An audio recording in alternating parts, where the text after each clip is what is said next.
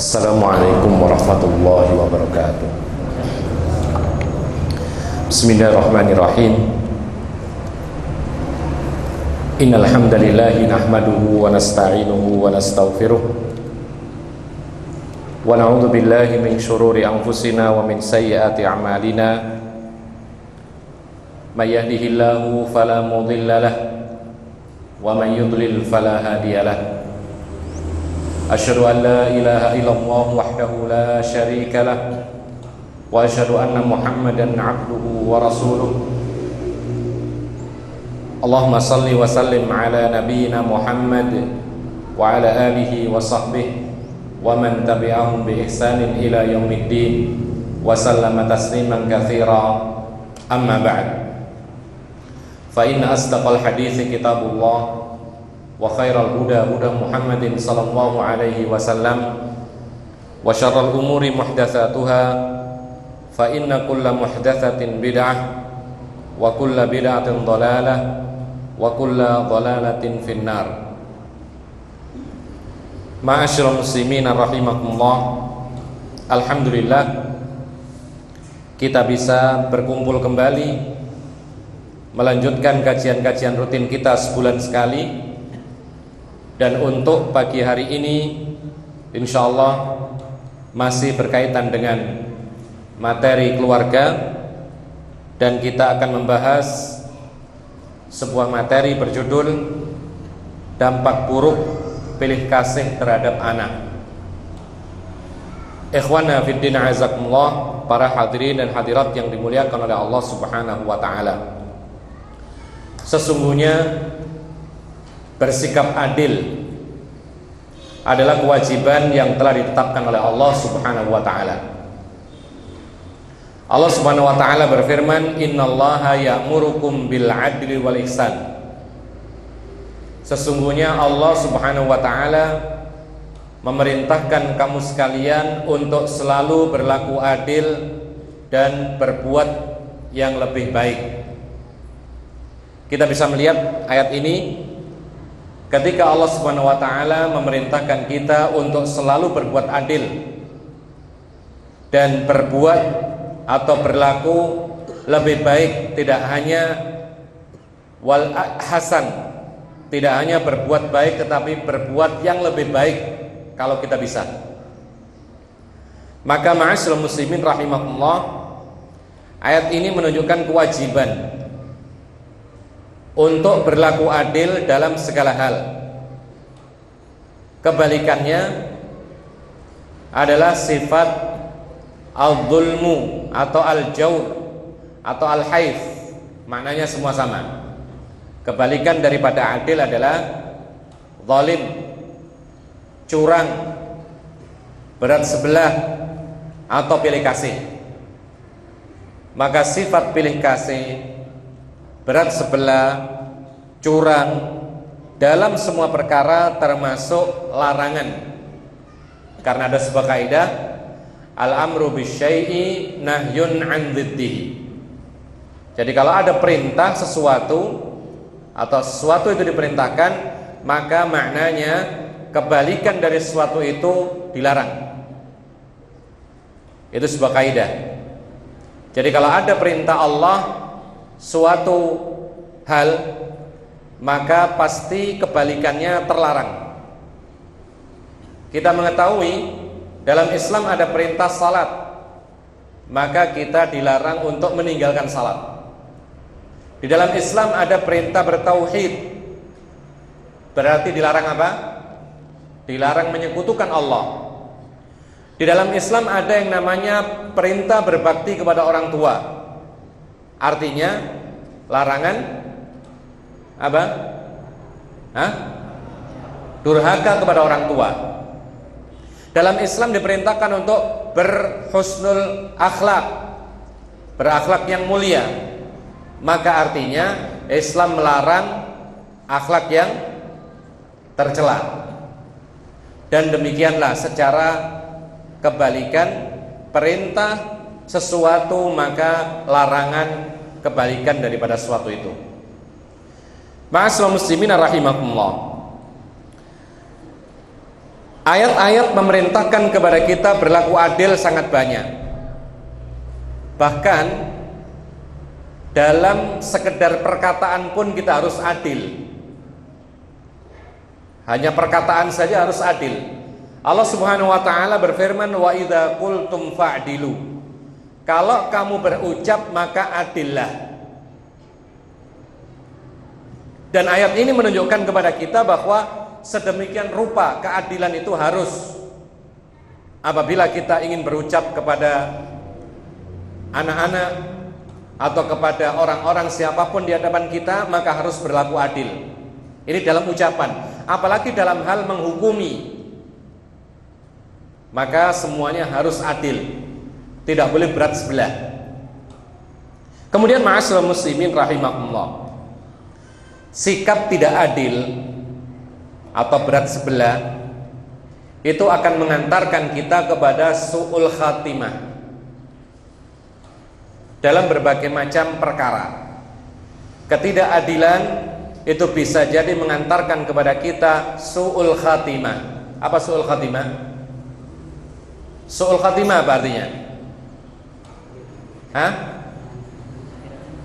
Buruk apanya? Kesudahan yang buruk. Kalau kesudahan yang buruk, maka ujung-ujungnya berarti buruk. Dan Nabi Muhammad SAW mengatakan, wa innamal a'malu bil khawatim. Amalan manusia itu bergantung pada ujungnya. Jadi bagaimana ujungnya? Kalau baik maka baik, kalau buruk berarti dia su'ul khatimah, ya buruk penghabisannya. Nah kalau ujungnya buruk, maka dia akan dimasukkan ke dalam neraka, na'udzubillah min dzalik. Di dalam sebuah hadis, Nabi kita Muhammad SAW bersabda, innar rajula la ya'malu bi'amali ahlil khairi sab'ina sanah, fa idza awsa wasiyatan hafa fi wasiyatihi fayukhtamu lahu bi syarri amali fayadkhulun nar. Akhrajahu Abu Dawud. Kata Nabi SAW, ada orang beramal dengan amalan orang-orang yang baik. Maksudnya beramal dengan amal kebajikan, ya sholat, ya puasa, ya zakat, ya sedekah, berbakti kepada orang tua, memberi nafkah kepada anaknya. Semua dilakukan dari sekian banyak perbuatan baik.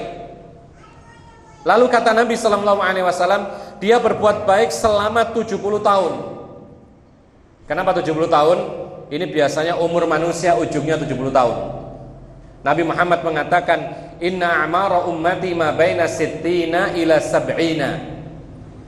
Sesungguhnya umur umatku ini biasanya tidak lebih dari 60 sampai 70 tahun. Ada yang lebih tapi sedikit, ya kan? Bahkan ada mungkin sampai 100. Tapi kalau dibilang di dalam kampung itu mungkin 1 atau 1001 orang yang sampai umur 100 tahun. Atau mungkin kita katakan bukan 100 tahun sebenarnya, tapi keliru ngitung. Kadang-kadang orang berlebihan. Ketika dia merasa paling tua, kemudian dia mengatakan umur saya 100 sekian, padahal salah hitung. Apalagi zaman dahulu mereka tidak ada catatan kelahiran, sehingga hanya kira-kira saja. Tapi intinya ma'asyiral muslimin rahimakumullah, bahwasanya ada orang, kata Rasulullah, beramal dengan amal kebaikan selama 70 tahun lamanya. Lalu tiba-tiba dia berwasiat sesuatu wasiat, namun dalam wasiatnya itu curang atau tidak adil. Misal dia wasiat untuk anaknya tapi tidak rata, berwasiat untuk anaknya tapi tidak sama. Ini maksudnya, contohnya, kamu saya kasih ini, yang kamu yang lain tidak. Ini namanya haif atau hafafi. Dia tidak adil, curang atau berat sebelah. Maka kata Rasulullah SAW, dengan amal atau dengan wasiat yang curang dan tidak adil itu, maka dia ditutup dengan amal yang jeleknya. Artinya dia mati dalam keadaan berwasiat tapi wasiatnya tidak adil.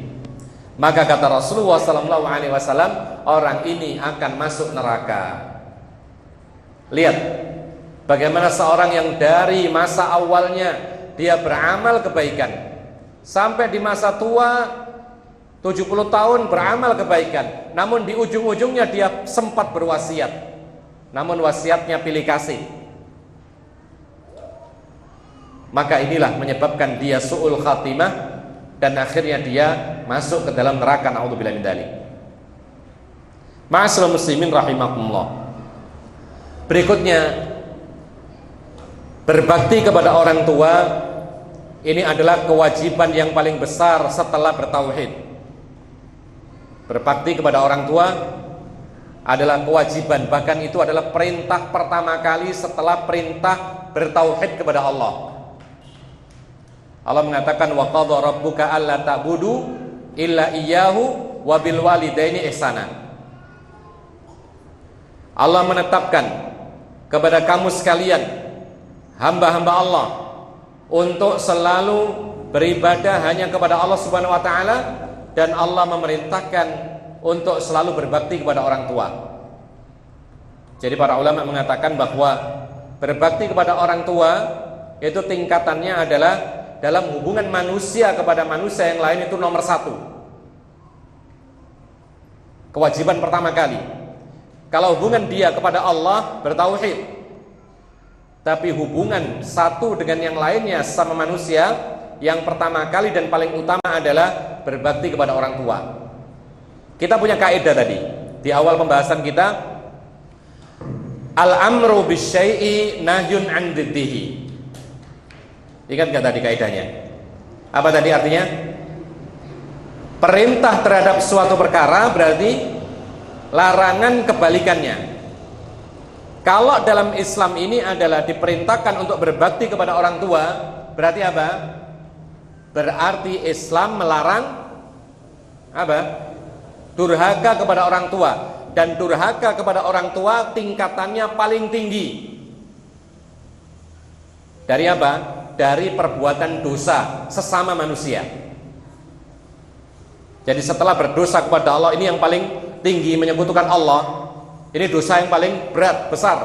Kemudian di bawahnya adalah dosa kepada sama manusia, yaitu durhaka kepada orang tua. Jadi durhaka kepada orang tua itu adalah dosa besar, bahkan termasuk dosa yang paling besar setelah kesyirikan. Maka dikatakan oleh para ulama bahwa ketika ada sebuah dosa besar, maka sarana jalan kepada dosa besar termasuk dosa besar. Jadi kalau ada dosa besar, kemudian ada sarana-sarananya, semuanya ngikut. Sebagaimana kebalikannya, kalau ada suatu kewajiban, maka ada sarana-sarana kepada kewajiban itu, maka semuanya ngikut kepada kewajiban. Meskipun hukum asalnya adalah halal. Seorang laki-laki ketika dipanggil azan salat Jumat, maka dia wajib untuk datang ke masjid salat Jumat. Dia tidak bisa datang ke masjid kecuali pakai sepeda motor. Maka pakai sepeda motor dalam rangka salat Jumat itu hukumnya wajib, kalau tidak ada jalan lain. Jadi sarana kepada kewajiban hukumnya menjadi wajib. Sarana kepada kejelekan, keharaman hukumnya pun juga haram. Durhaka anak kepada orang tua ini adalah haram, dosa besar. Maka setiap jalan menuju kepada durhakanya anak terhadap orang tua, maka itu pun juga haram. Dan yang kita bahas di sini adalah salah satu sebab dan jalan yang mengakibatkan anak itu durhaka kepada orang tua. Dan itulah yang kita bahas dalam judul kajian kita pagi hari ini. Apa itu? Apa tadi? Sikap pilih kasih kepada anak ini mengakibatkan anak itu durhaka kepada orang tua. Dan itu sebab atau itu akibat yang paling buruk. Ketika orang tua tidak adil kepada anak, maka akhirnya anak curiga, anak tidak suka, anak marah, kemudian anak merasa iri, dengki dan lain sebagainya. Kemudian akibatnya apa? Tidak patuh kepada orang tua dan durhaka kepada orang tua. Sekarang kita tanya, lalu apa sebabnya anak itu durhaka berarti di sini? Sebabnya tidak lain yang kita bahas di sini adalah karena orang tua sendiri dia tidak berlaku adil kepada anaknya, sehingga akibatnya anak pun durhaka kepada orang tua. Berarti itu yang menyebabkan adalah orang tua sendiri. Makanya harus hati-hati. Kita punya anak, kita harus bersikap adil. Kalau tidak adil, maka anak bisa jadi marah, kemudian anak tidak mau patuh, dan anak pun akhirnya durhaka kepada kita. Oleh karena itu, ma'asyiral muslimin rahimakumullah, sikap tidak adil, durhaka orang tua kepada anak, maka akibatnya sangat-sangat buruk dan sangat banyak sekali. Pertama, disebutkan oleh para ulama bahwa anak yang diperlakukan tidak adil, yang pertama dan yang kita bahas adalah anak menjadi durhaka kepada orang tua. Ini yang pertama. Yang kedua disebutkan oleh para ulama, anak yang disikapi dengan tidak adil, merasa disisihkan, maka biasa mereka merasa marah kepada anak yang dilebihkan. Ketika demikian, maka dia merasa benci kepada anak yang dilebihkan. Sikit-sikit si A, sikit-sikit si A, si B hanya melihat saja, maka si B akan merasa marah dan akhirnya benci kepada saudaranya sendiri. Nah, kalau benci kepada saudaranya sendiri dan berlarut-larut, nanti akhirnya apa? Akhirnya putus persaudaraan. Gara-gara siapa? Gara-gara orang tua. Akibat yang lain permusuhan. Bahkan kalau kita lihat ujung-ujungnya permusuhan itu bisa terjadi saling peperangan dan saling membunuh. Nanti kita akan lihat bagaimana ibrah dalam kisahnya Nabi Yusuf bersama saudara-saudaranya. Ma'asyiral muslimin rahimakumullah. Bahkan anak yang tidak diperlakukan dengan adil, kadang-kadang mereka mencari pengganti. Ketika tidak mendapat perhatian dari orang tuanya, ketika kurang dapat kasih sayang dari orang tuanya, sedangkan dia melihat saudara yang lain yang mendapat kasih sayang dari orang tuanya, maka mereka kadang-kadang mencari kasih sayang dari orang lain, mencari di tempat luar, sehingga mereka sangat rentan jatuh kepada kerusakan.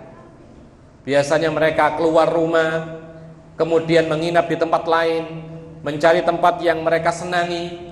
Akhirnya jatuhlah mereka kepada tempat-tempat yang buruk, sampai ada yang bermalam di warnet, ya. Kemudian ada yang ketemu dengan kawan-kawan yang buruk. Kemudian mereka juga akhirnya dikenalkan dengan yang namanya narkoba. Rusaklah anak. Gara-gara siapa? Tidak lain gara-gara orang tua yang bersikap tidak adil. Kemudian ma'asyiral muslimin rahimakumullah, juga para ulama mengatakan bahwa paling tidak anak-anak itu tidak menghormati orang tua. Ini sudah cukup dikatakan akibat yang sangat-sangat buruk. Ketika anak tidak mau menghormati orang tua, lalu mereka merasa curiga kepada orang tua, dan ujung-ujungnya mereka tidak patuh dan taat kepada orang tua. Dan itulah bentuk durhaka anak kepada orang tua yang disebabkan oleh diri kita masing-masing. Oleh karena itu, ma'asyiral muslimin rahimakumullah, banyak sekali hal-hal yang mungkin kita tidak merasa bahwa itu adalah sikap pilih kasih, dan itu akibatnya sangat buruk nantinya. Mungkin sekarang tidak terasa, tapi nanti ketika dewasa, anak-anak akan merasa benci, sehingga ada jarak antara anak dengan orang tua. Kemudian terputus persahabatan dari keluarga itu sendiri. Nah, ma'asyiral muslimin rahimakumullah, pilih kasih orang tua kepada anak kadang-kadang terjadi pada pemberian, dan ini yang paling banyak terjadi, pemberian. Kalau memberi anak si A dilebihkan, si B tidak, dengan alasan apapun, atau karena apa? Karena sebab mungkin perhatiannya dilebihkan kepada anak salah satu,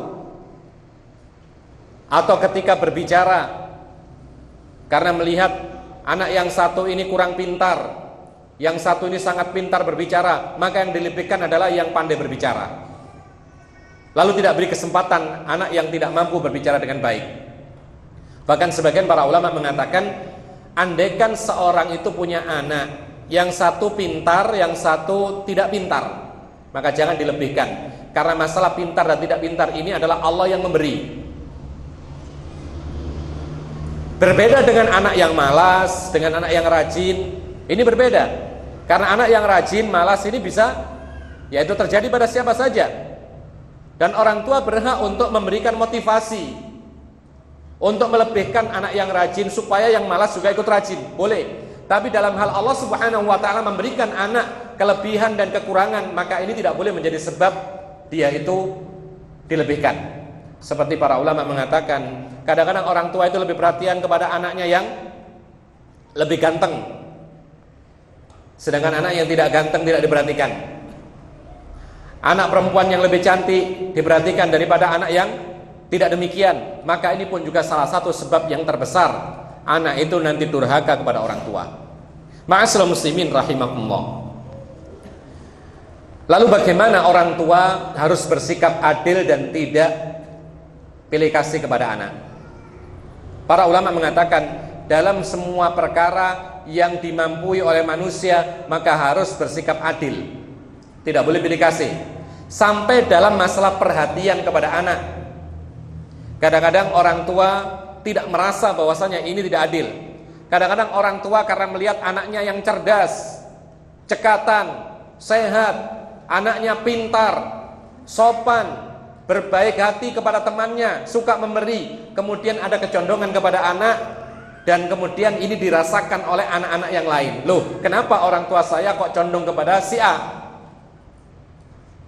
Maka ini pun juga mengakibatkan anak-anak yang lain marah, dan akhirnya mereka curiga kepada kita orang tua. Ma'asyiral muslimin rahimakumullah. Barangkali sebagai ibrah, ada kisah Nabi Yusuf ketika masih kecil bersama saudara-saudaranya yang jumlahnya sampai belasan. Namun saudara Yusuf atau Yusuf alaihissalam memiliki satu saudara seibu. Namanya siapa? Bunyamin. Ini saudara seibunya Yusuf. Yang lain-lain yang belasan itu tidak seibu. Kemudian ma'asyiral muslimin rahimakumullah, Yusuf ini masih kecil, punya bapak namanya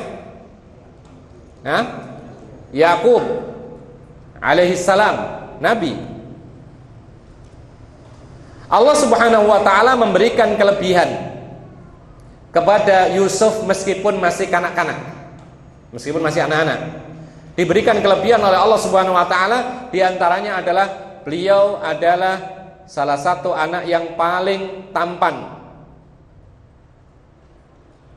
sedangkan yang lainnya tidak demikian.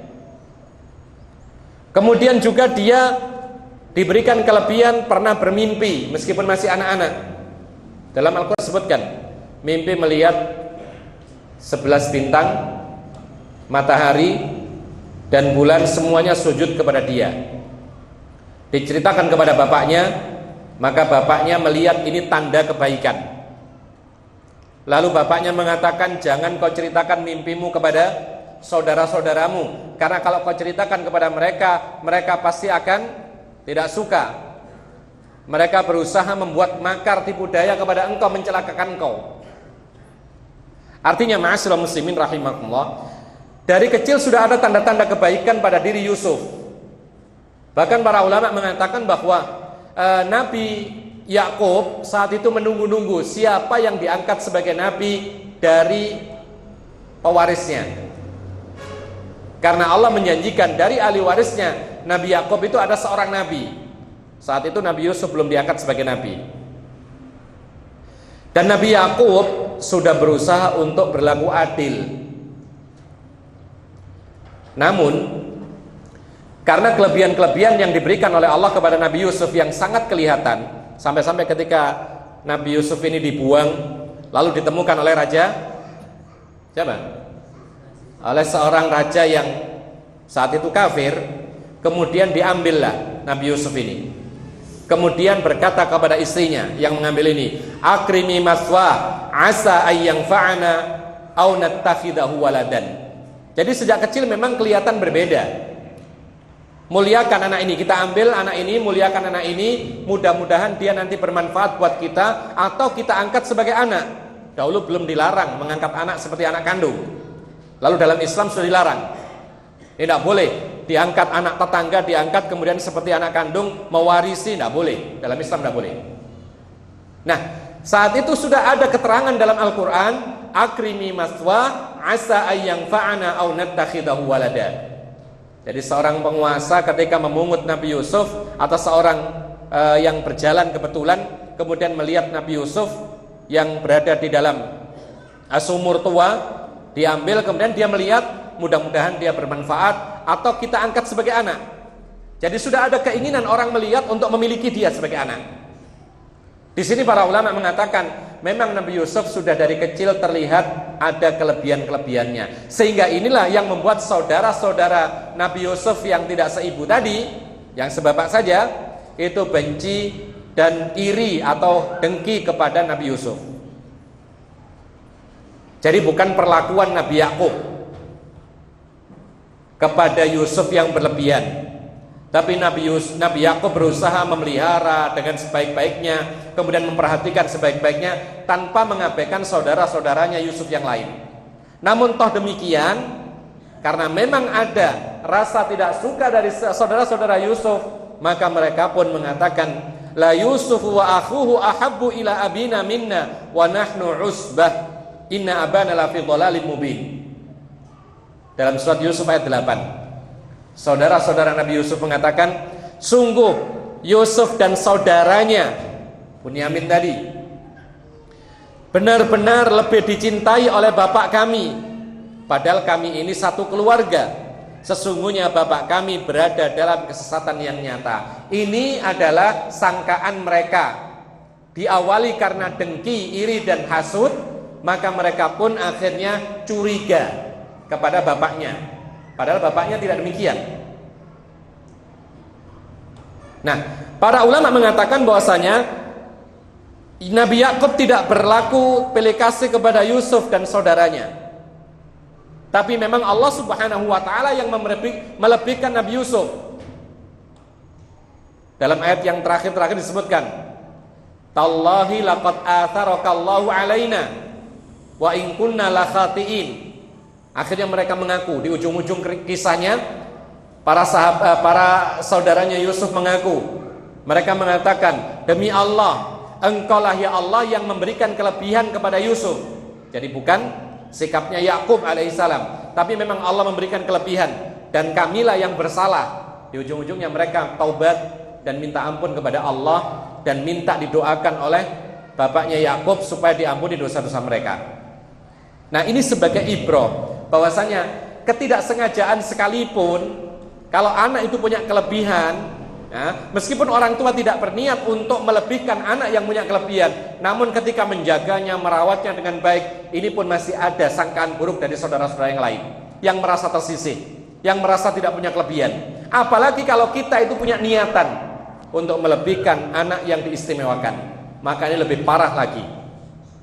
Sehingga ma'asyiral muslimin rahimakumullah, kata Allah Subhanahu wa taala, ketika mereka sudah berburuk sangka kepada ayahnya yaitu Yakub alaihissalam, maka mereka pun mengatakan, uqtulu yusufa awitrahuhu ardhan yakhlu lakum wajhu abikum wa takunu min ba'dihi qauman salihin.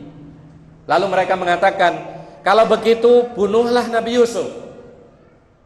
Coba kita lihat, sampai mereka itu ingin membunuh Nabi Yusuf. Kalau tidak membunuh, maka buang saja ke suatu tempat yang jauh, sehingga perhatian ayah kita tertuju kepada kita atau kalian. Lalu kemudian setelah itu kalian harus menjadi orang-orang yang baik, tobat. Jadi buang dulu Nabi Yusuf, atau Yusuf sebelum diangkat Nabi, atau kemudian kita bunuh rame-rame, setelah itu kita tobat menjadi orang-orang baik. Kemudian ada orang yang berkata di antara saudaranya Yusuf, qala qailun minhum la taqtulu Yusuf wa alquhu fi ghayabatil jubbi yaltaqidhu ba'du sayyarati in kuntum fa'ilin. Berkatalah salah satu di antara saudara Yusuf, jangan bunuh Nabi Yusuf. Ya, kalau membunuh ini akibatnya besar, dosanya besar. Kalau ketahuan juga malah tidak baik. Maka mereka mengatakan, kalau begitu buanglah Yusuf di sebuah sumur tua, supaya nanti ada orang yang mengambil dari orang-orang yang berada di perjalanan, ya, yang kebetulan ingin mengambil air, kemudian mendapati Nabi Yusuf dan ternyata benar, ya. Kemudian in kuntum fa'ilin, kalau kalian memang benar-benar ingin melakukan, yaitu membuang Nabi Yusuf, buang saja di sumur tua, nanti akan ada yang memungut kemudian hilang dari pandangan kita, dan ayah kita kemudian perhatiannya penuh kepada kita. Begitu kira-kira mereka mengatakan. Nah, ma'asyiral muslimin rahimakumullah, inilah ibrah yang kita sebutkan, bahwa ketidakadasengajaan untuk pilih kasih kepada anak pun bisa membuat anak-anak yang lain yang merasa tersisih itu marah, kemudian mereka bisa mencelakakan saudara yang diistimewakan atau yang diperlakukan dengan istimewa. Ma'asyiral muslimin rahimakumullah, demikian pula dalam hal pemberian-pemberian. Kalau tadi dalam hal perhatian itu mengakibatkan kedengkian dari saudara-saudara yang lain yang merasa tidak diperhatikan atau kurang perhatian. Demikian pula dalam pemberian-pemberian. Pemberian di sini seperti sedekah atau hibah, atau misalnya orang tua ingin memberi modal, atau orang tua ingin memberi hadiah berupa kendaraan. Ini termasuk yang disebutkan oleh para ulama harus betul-betul rata. Dan ini berbeda dengan masalah nafkah. Nanti akan kita jelaskan. Ada sebuah hadis dari Nu'man ibnu Bashir radhiyallahu an, beliau mengatakan anna abahu ata bihi Rasulullah sallallahu alaihi wasallam, bahwasanya ayahnya Nu'man membawa Nu'man kepada Nabi. Jadi Nu'man ini punya bapak, datang kepada Nabi bersama si Nu'man, lalu berkata kepada Nabi sallallahu alaihi wasallam, qala inni nahaltu ibni hadza ghulaman kana li. Ayahnya Nu'man sambil membawa Nu'man berkata kepada Nabi, wahai Nabi, sesungguhnya aku beri pemberian kepada anakku ini. Siapa anakku tadi? Nu'man. Apa pemberiannya? Pemberiannya berupa budak, satu orang budak. Jadi satu orang budak saya berikan kepada Nu'man. Nu'man ini adalah salah satu anak, ada anak-anak yang lain, ya. Jadi kalau dahulu itu orang memberi hadiah budak, memberi hadiah kebun kurma, memberi hadiah tanah, itu biasa kepada anak-anaknya. Dan ini masuk dalam bab hibah, dan hibah boleh untuk anak. Jadi sebelum orang tua meninggal dunia, sebelum sakit-sakitan, boleh memberi hibah kepada anak. Cuman syaratnya harus rata. Orang tua ingin memberi sawah kepada anaknya, silakan. Anaknya 5 diberi semua sawah 5. Dan nominalnya pun juga rata. Ini boleh. Anaknya semuanya ingin dibelikan mobil, silakan semuanya, tapi jangan satu. Ya. Bahkan sebagian para ulama mengatakan tidak boleh dibedakan antara laki dengan perempuan kalau dalam urusan hibah atau sedekah atau pemberian. Kita lanjutkan kisah ini. Ketika Rasulullah SAW mendengar bahwa ayahnya Nu'man akan memberi hadiah atau pemberian hibah kepada anaknya berupa satu budak. Satu budak itu mahal. Kalau dinominalkan kemarin kita sebutkan berapa kira-kira? 5 ekor unta. Jadi sama halnya dengan dia dikasih 5 unta, kan mahal itu. Lalu Rasulullah mengatakan, akullu waladika nahalta mithla hadza, apakah semua anakmu kamu beri seperti itu juga? Jadi apakah semua anakmu berapa? Misalnya 5, apakah engkau berikan 5-5-nya kepada mereka satu-satu budak? Jawabnya ayahnya Nu'man, beliau mengatakan, la ya Rasulullah, tidak wahai Rasulullah. Maka Rasulullah SAW ketika mendengar jawabannya tidak, Rasulullah mengatakan, ittaqullaha wa'dilu baina auladikum. Rasulullah mengatakan, takutlah kamu kepada Allah dan adillah kamu terhadap anak-anakmu. Dalam riwayat yang lain, farji'hu, kembalikan lagi. Dalam riwayat yang lain, lalu ayahnya Nu'man mengembalikan lagi pemberian itu, dirujuk lagi, batal, karena Rasulullah melarang. Ya, karena memang budaknya cuma satu, tidak bisa dibagi. Ya. Lalu bagaimana ingin diberikan kepada anak-anaknya? Ya sudah, tidak usah diberikan. Nanti ketika meninggal dijadikan ahli waris atau dijadikan warisan. Lah bagaimana membaginya? Ya dijual dahulu, kemudian hasilnya dibagi.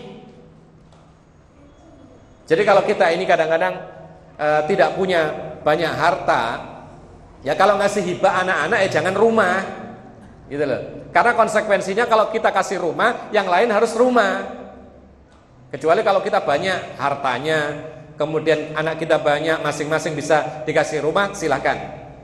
Tapi kalau kita tidak punya kecuali 2 rumah, satu kita pakai, satunya mau kita kasihkan yang lain tidak dapat, inilah termasuk pilih kasih kepada anak.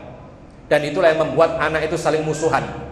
Anak tidak akan bisa berbakti kepada orang tua dengan sebaik-baiknya. Di dalam riwayat yang lain, Rasulullah mengatakan, fa innila asyhadu ala jaurin. Sesungguhnya aku tidak akan bersaksi di atas kezaliman.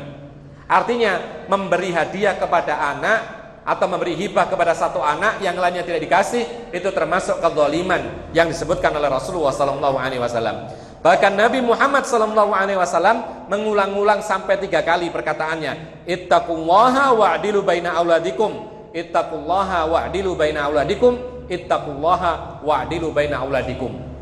Diulang-ulang oleh Rasulullah, saking pentingnya. Takutlah kepada Allah kamu dan adillah kepada anakmu. Takutlah kepada Allah kamu dan adillah kepada anakmu, sampai 3 kali diulang oleh Rasulullah SAW.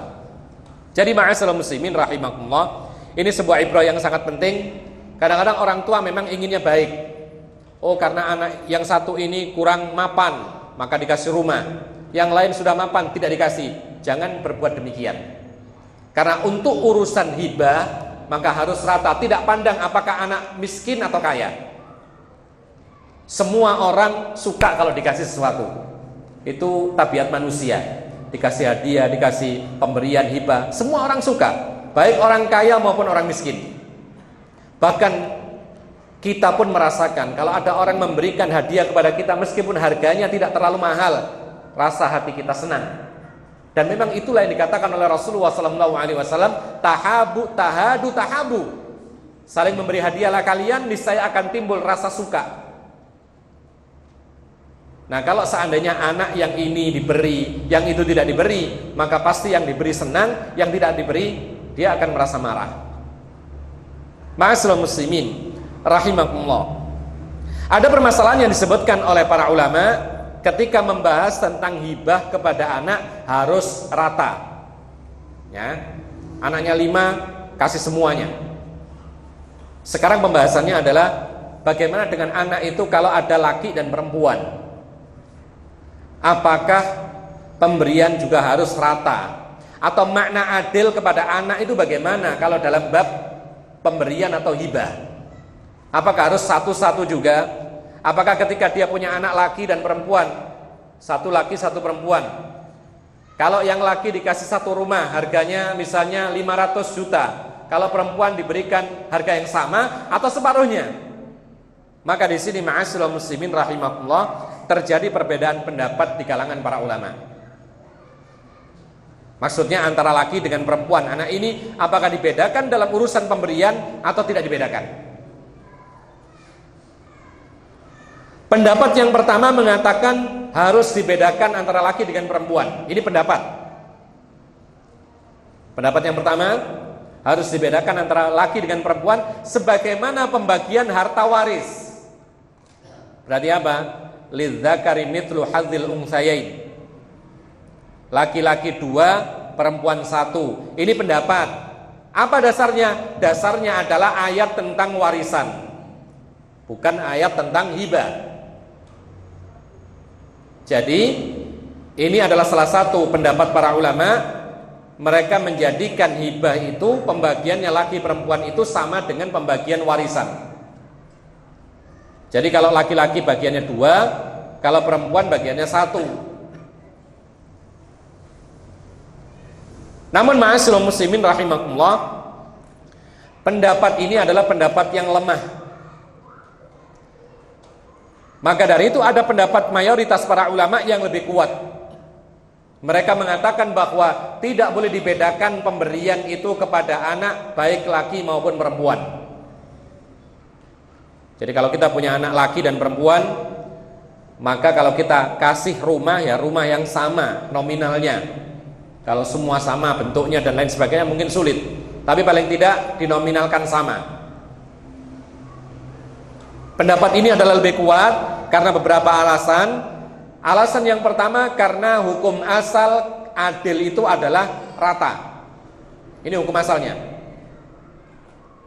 Jadi hukum asal yang namanya adil itu sama rata, tidak dibedakan antara satu yang lain. Ini yang pertama, hukum asalnya.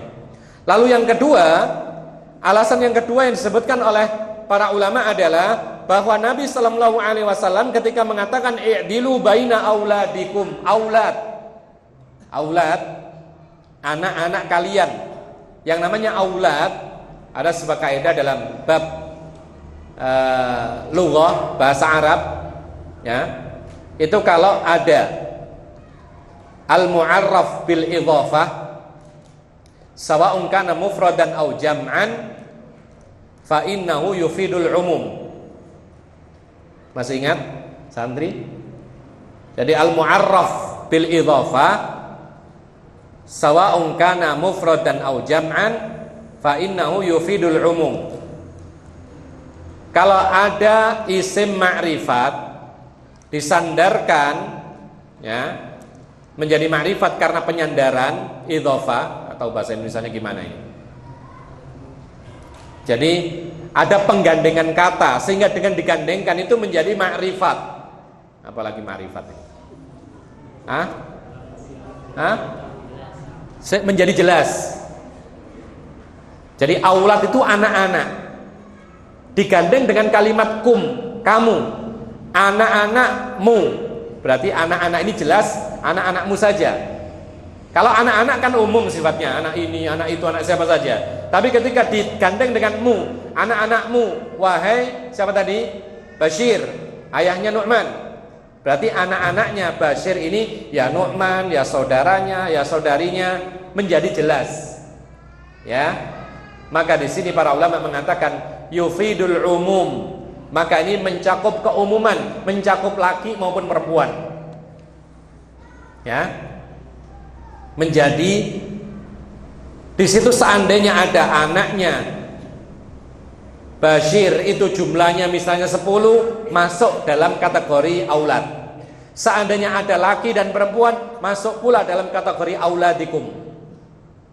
Maka Rasulullah mengatakan i'dilu baina auladikum, tercakup di dalamnya laki dan perempuan. Rasulullah tidak membedakan. Andaikan Rasulullah membedakan, Rasulullah akan bertanya, ada nggak yang perempuan anakmu? Lalu kalau dijawab ada ya Rasulullah, beda hukumnya. Tapi Rasulullah memutlakkan hukumnya. I'dilu baina auladikum, adillah kamu kepada anak-anakmu, laki atau perempuan sama saja, rata. Dan inilah yang menguatkan pendapat yang kedua, bahwa pemberian hibah dan semisalnya kepada anak itu harus rata, baik laki maupun perempuan. Kemudian yang ketiga alasannya, bahwa membeda-bedakan pemberian karena sebab ini laki ini perempuan, ini termasuk yaitu kebiasaan orang-orang jahiliyah dahulu. Membeda-bedakan pemberian. Kalau ini laki-laki dilebihkan, kalau perempuan tidak terlalu diberikan kelebihan, maka ini termasuk kebiasaan orang-orang dahulu, orang-orang jahiliyah. Dan itulah sebabnya anak-anak perempuan kemudian marah, kemudian tidak suka kepada orang tuanya dan semisal. Dan itulah yang menyebabkan perselisihan, permusuhan antara anak yang satu dengan yang lain. Jadi kalau urusan hibah, sedekah kepada anak, pemberian, atau mungkin ngasih modal dan semisalnya harus rata. Kecuali kalau masalah pinjaman lain lagi ya, pinjaman, utang lain lagi. Kalau utang terserah sesuai kebutuhan. Tapi sekarang pemberian semata-mata harus rata antara satu anak dengan anak yang lain, dan antara laki dengan perempuan harus sama. Alasan yang keempat disebutkan oleh para ulama, bahwa sesungguhnya Allah Subhanahu wa ta'ala menyebutkan laki 2, perempuan 1 ini dalam bab warisan saja. dalam Al-Quran. Yusikumullahu fi auladikum lidzakari mithlu hadzil untsayain. Allah mengharuskan pembagian warisan itu laki-laki 2, perempuan 1. Ini dalam bab khusus warisan. Harta yang ditinggalkan oleh seseorang ketika dia meninggal dunia. Ini baru yang dibagi 2:1, anak laki-laki 2, perempuan itu 1. Jadi kalau ada orang tua meninggal dunia, peninggalannya hanya rumah saja. Ada anak laki dan perempuan, 1 laki 1 perempuan. Rumahnya cuma 1. Bagaimana membaginya? Dibagi 3 rumah ini. Loh, bagaimana kalau dipotong kan tidak bisa ditempati? Dijual dulu. Hasilnya berapa? Ternyata dapat 300 juta. Maka diberikan kepada anak laki-laki berapa? 200 juta, yang 100 juta kepada anak perempuan. Ini konsekuensi pembagian warisan. Dan Allah tidak menyebutkan masalah hibah. Sehingga dalam urusan hibah, karena Allah tidak pernah membedakan, maka kita kembalikan kepada hukum asal. Adil kepada anak dalam bab hibah, itu artinya harus rata, tidak dibedakan antara laki dengan perempuan. Ini pendapat yang kuat. Ma'asyiral muslimin rahimakumullah. Oleh karena itu kita harus mengetahui apa yang diberikan oleh orang tua kepada anak itu ada 3 macam hukum atau 3 macam jenis. Jadi apa yang diberikan oleh orang tua kepada anak itu ada 3 macam jenis. Yang pertama adalah nafkah. Berbeda dengan masalah hibah. Jadi yang pertama itu nafkah, hukumnya wajib.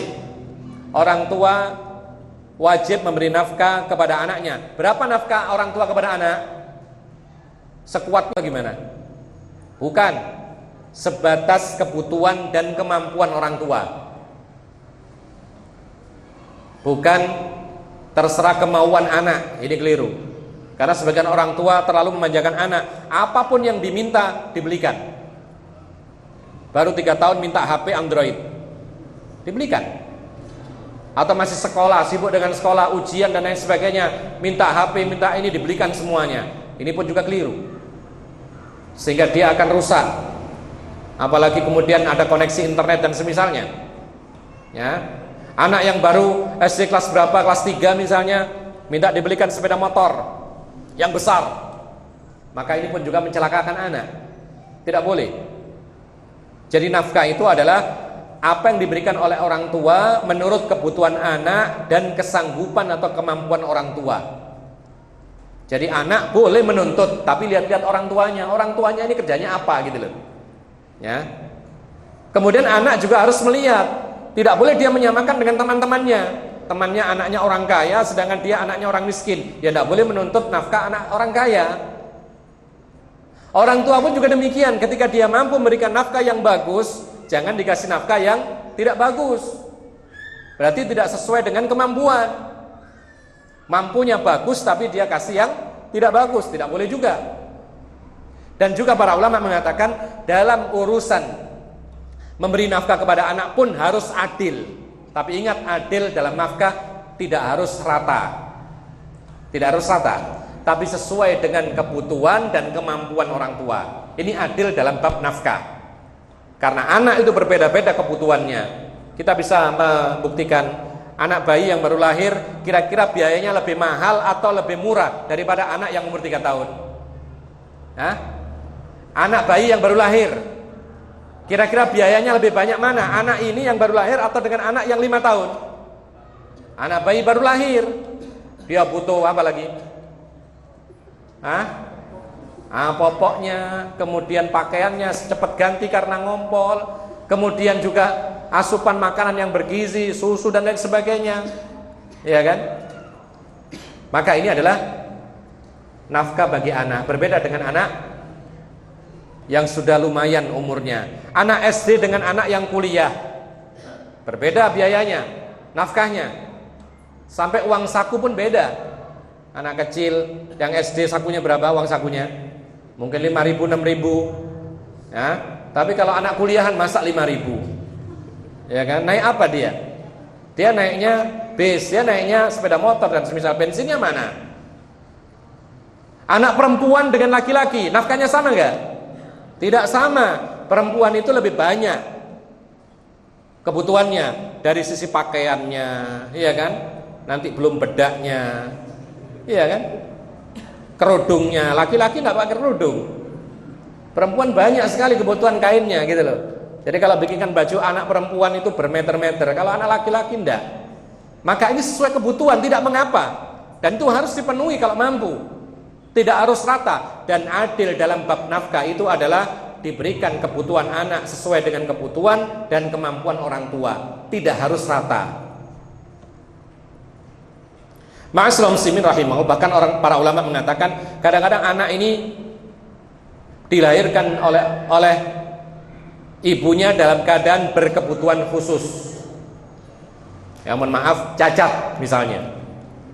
Maka membutuhkan perawatan yang lebih intensif, kemudian kebutuhannya lebih banyak, sehingga nafkahnya pun juga lebih banyak. Maka inilah yang harus diberikan.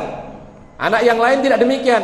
Maka ini adalah memang kewajiban orang tua. Ini masalah nafkah.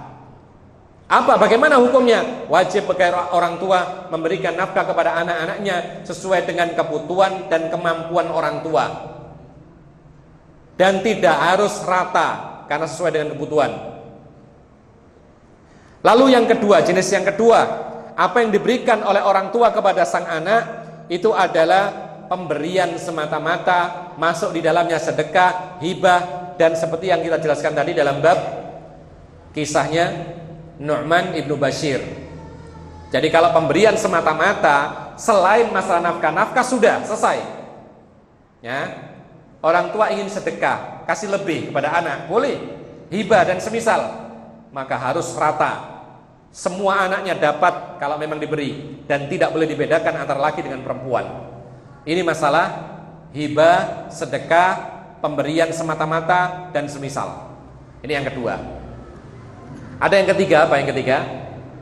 Yang ketiga ini namanya al-irthu. Harta yang mau tidak mau berpindah kepada anak-anaknya ketika orang tua mati. Itulah yang dinamakan warisan. Maka pembagiannya dibedakan oleh Allah Subhanahu wa taala, lidzakari mithlu hadzil untsayain. Yaitu laki-laki 2 dibandingkan perempuan, yaitu 1. Ini dalam harta warisan. Adapun wasiat, ma'asyiral muslimin rahimakumullah, maka Allah Subhanahu wa taala melalui lisan Rasulullah sallallahu alaihi wasallam telah melarang wasiat untuk anak-anak. Rasulullah mengatakan, "Innallaha qad a'ta kulladzi haqqin haqqahu fala wasiyata liwarith." Sesungguhnya Allah telah memberikan setiap pemilik hak itu hak masing-masing. Jadi kalau ada orang meninggal dunia, ahli warisnya sudah mendapatkan hak warisan. Maka kata Rasulullah, tidak ada hak wasiat bagi ahli waris. Karena dia sudah mendapatkan hak warisan, tidak perlu wasiat lagi. Misal, orang tua ketika sakit-sakitan sudah tidak ada kemungkinan untuk sembuh lagi, dia berwasiat, saya wasiatkan yaitu sawah yang satu itu untuk si A anaknya, satu saja. Maka katakan ini haram hukumnya, tidak boleh dilaksanakan meskipun ini wasiat. Karena wasiat semacam ini adalah wasiat kezaliman. Tidak boleh. Karena Rasulullah mengatakan fala wasiyata liwarith. Tidak ada wasiat buat ahli waris. Kenapa demikian? Karena ahli waris sudah mendapatkan hak warisan. Kalau wasiat selain ahli waris, kepada siapa selain ahli waris? Kalau orang ingin wasiat kepada siapa? Kepada selain anak? Kepada siapa saja selain ahli waris. Siapa misalnya? Kepada paman boleh? Kepada saudara boleh? Kalau sudah ada ahli warisnya, maka boleh berwasiat kepada orang-orang yang bukan termasuk ahli waris. Seorang meninggal dunia, sebelum meninggal dunia dia berwasiat, sawah yang sana untuk saudara saya satu-satunya, karena kasihan dia. Dan ini sudah punya anak. Anak-anak adalah ahli waris, sedangkan saudaranya almarhum ini tidak punya, saudaranya almarhum ini adalah bukan ahli waris, karena sudah ada anak-anak ahli waris. Maka boleh wasiat kepada saudara, boleh kepada paman. Bolehkah wasiat kepada ayah? Boleh nggak wasiat kepada orang tuanya sendiri? Jawabannya tidak boleh, karena orang tua itu termasuk ahli waris. Jadi ada orang meninggal dunia punya anak, ya, punya anak, kemudian punya bapak dan ibu masih hidup. Jadi seorang anak ini meninggal dunia dulu, dia punya anak dan punya bapak ibu, maka bapak ibunya ada bagian ahli waris sendiri, kemudian sisanya diberikan kepada anak-anaknya, sehingga tidak boleh berwasiat kepada orang tuanya karena mereka termasuk ahli waris.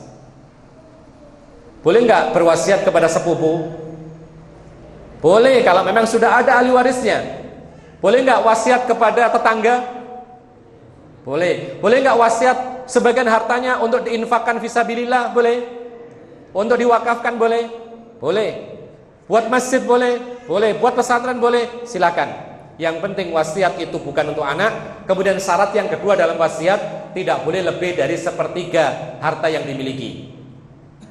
Rasulullah ketika ditanya tentang jumlah wasiat yang dibolehkan adalah as-sulusu wa sulusu katsir. Kata Rasulullah 1/3, dan 1/3 itu sudah banyak, tidak boleh lebih.